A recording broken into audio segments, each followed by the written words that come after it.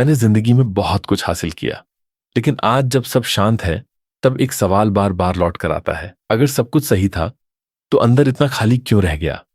लोग इसे सफलता कहते हैं, मैं इसे अब एक लंबी कीमत कहता हूं। आज मैं 74 साल का हूं। इस उम्र में इंसान सलाह नहीं देता, बस सच बोल देता है, क्योंकि अब खोने को कुछ बचता नहीं। दुनिया सफलता के नियम पूछती है, 10 नियम, स्पष्ट, तेज। मैं भी कभी यही ढूंढता था, किताबों में, लोगों में, अपने काम में। अब समझ आता है, नियम नहीं बदलते, नजर बदलती है। अगर मुझे आज दुनिया के 10 सबसे सच्चे सफलता के नियम कहने हों तो वो किताबों से नहीं, मेरे पछतावों से निकलेंगे। पहला नियम, यह मत मानो कि समय तुम्हारे पक्ष में है। मैंने डा 7 habits of highly effective people पढ़ी थी। जरूरी और तुरंत का फर्क बताया गया था। मैंने तुरंत चुना, जरूरी को टाल दिया। रिश्ते जरूरी थे, सेहत जरूरी थी, खुद के साथ बैठना जरूरी था, लेकिन तुरंत काम था, डेडलाइन थी, कॉल थी। समय ने बहस नहीं की, वो निकल गया। दूसरा नियम, सफल दिखना सफल होने से आसान होता है। थिंक एंड ग्रो रिच ने सिखाया, बड़ा सोचो। मैंने बड़ा सोचा, घर बड़ा, पद बड़ा, नाम बड़ा, लेकिन अंदर कुछ छोटा सा रह गया जो कभी बड़ा नहीं हुआ। तालियां बहुत मिली, लेकिन रात में वो साथ नहीं सोती।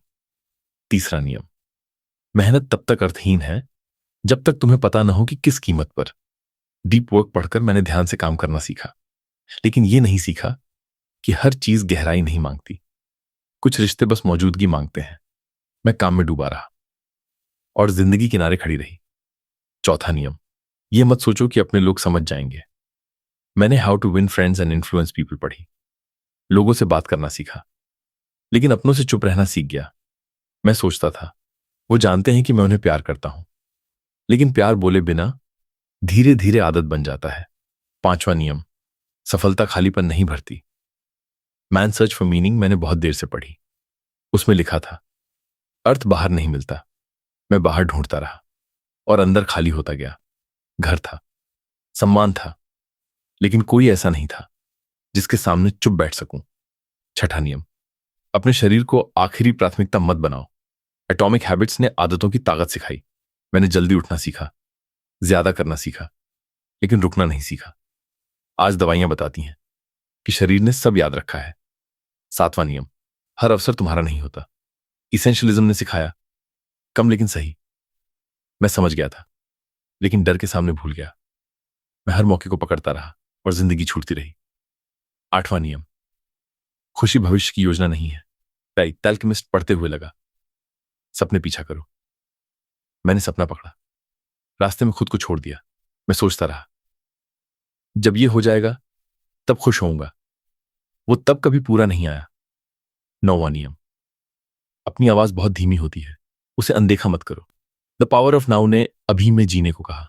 मैंने बाद में चुना, अब सिर्फ अभी है, और उसमें ज्यादातर यादें हैं। 10वां और आखिरी नियम, यह मत मानो कि सब ठीक हो जाएगा। The top 5 regrets of the dying. अगर पहले पढ़ी होती तो शायद कम पछतावे होते, क्योंकि ज्यादातर पछतावे एक जैसे होते हैं। काश मैंने टाला न होता। मेरी जिंदगी का मोड़ तब आया जब मेरी पत्नी बीमार पड़ी। मैं अस्पताल की कुर्सी पर बैठा था, उसका हाथ पकड़े। पहली बार काम नहीं था, फोन नहीं था, सिर्फ हम थे, और बहुत देर हो चुकी थी। आज मेरे पास किताबें हैं, नियम हैं, यादें हैं, लेकिन सुबह की चाय अक्सर ठंडी हो जाती है। मैं ये सब इसलिए नहीं कह रहा कि तुम डर जाओ, बस इसलिए कि जो जरूरी है उसे टालो मत। अगर ये बात तुम्हें थोड़ी देर चुप कर रही है तो शायद तुम अभी उस उम्र में हो जहां नियम सुने ही नहीं, जिए भी जा सकते हैं। मेरे लिए अब सिर्फ स्वीकार है और थोड़ी सी शांति।